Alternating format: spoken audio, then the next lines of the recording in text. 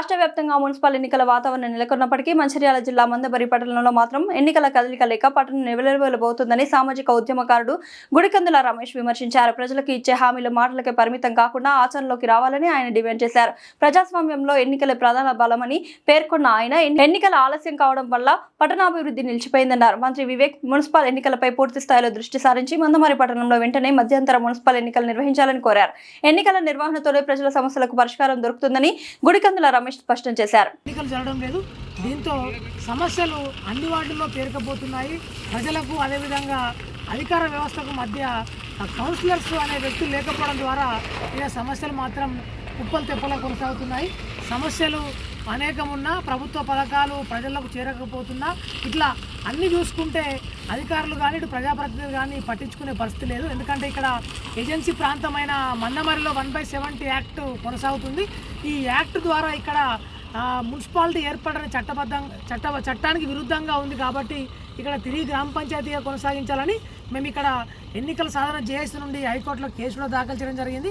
అయితే స్థానికంగా ఉన్న మంత్రి వివేక్ గారు దీనిపైన దృష్టి సారించి ఇక్కడ ప్రభుత్వం నుండి మంత్రిమండలిలో దీనిపైన చర్చించి ఇక్కడ మళ్ళీ మున్సిపాలిటీని డిగ్రేడ్ చేసి గ్రామ పంచాయతీగా కొనసాగుతూనే ఇక్కడ ఎన్నికలు జరిగే అవకాశం ఉంది. ఎందుకంటే చట్టం ఇదే చెప్తుంది కాబట్టి ఇట్లా మున్సిపాలిటీ కొనసాగిస్తే వచ్చే భవిష్యత్తులో కూడా ఇక్కడ ఎన్నికలు జరగవు కాబట్టి దీన్ని తిరిగి గ్రామ పంచాయతీలుగా పునరుద్ధరించి ఇక్కడ ఎన్నికలు జరిపించాలని మేము డిమాండ్ చేస్తున్నాం.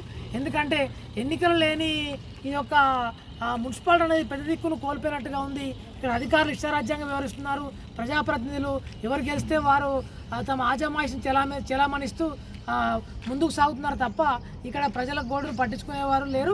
ముఖ్యంగా కనీసం పౌర సేవలు కూడా ఇక్కడ అందే పరిస్థితి లేదు కనుక ఇక్కడ ఎన్నికలు జరిపించాలంటే దీన్ని గ్రామ పంచాయతీలుగానే తిరిగి పునరుద్ధరించాలి. అట్లయితేనే చట్టంలో ఎన్నికలు జరిగే అవకాశం ఉంది. చట్టానికి విరుద్ధంగా ఈ యొక్క మున్సిపాలిటీ ఏర్పాటు చేయడం ఈ ప్రజలను ఇబ్బందులకు గురి చేసినట్టే అవుతుంది. కాబట్టి అంతటా ఎన్నికల ఓట్ల పండుగ కొనసాగితే మందమరిలో మాత్రం అసలు ఎన్నికలు కాదు కదా, అసలు ఎన్నికల ఊసే లేదు.